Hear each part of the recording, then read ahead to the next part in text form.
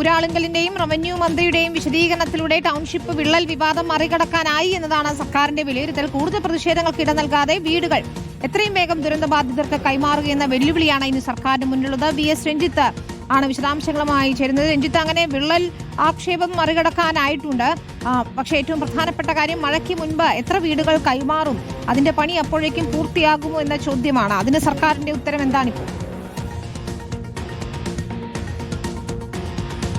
വിനിത, രണ്ട് കാര്യങ്ങളിലാണ് പ്രധാനമായിട്ടും തർക്കമുണ്ടായത്. ആ തർക്കത്തിന്റെ ഒരു പരിഹാരം എന്ന അർത്ഥത്തിൽ തന്നെയാണ് റവന്യൂ മന്ത്രിയുടെ ഇന്നത്തെ വാർത്താ സമ്മേളനം. തൽക്കാലം എല്ലാ വിവാദങ്ങളും ശമിക്കുന്നു അല്ലെങ്കിൽ അവസാനിക്കുന്നു എന്ന അർത്ഥത്തിലാണ് ആ വാർത്താ സമ്മേളനത്തെ നാം കാണുകയും ചെയ്യേണ്ടത്.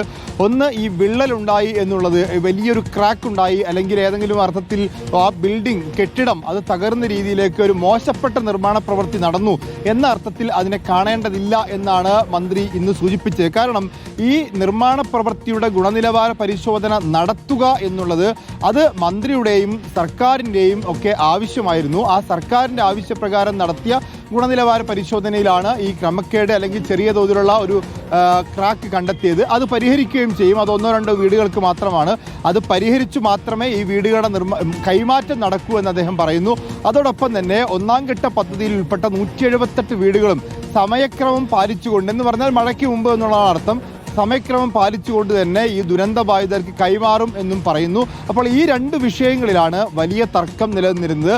മന്ത്രി രാജൻ നേരിട്ട് വന്ന് ഇടപെട്ട് ഈ ഊരാളുങ്കൽ സൊസൈറ്റിയുമായി സംസാരിച്ച് ജില്ലാ കളക്ടറുമായി ബന്ധപ്പെട്ട് സംസാരിച്ച് അത് ക്ലിയർ ചെയ്യാൻ ശ്രമിച്ചതും ഈ രണ്ട് വിഷയങ്ങളിലാണ്.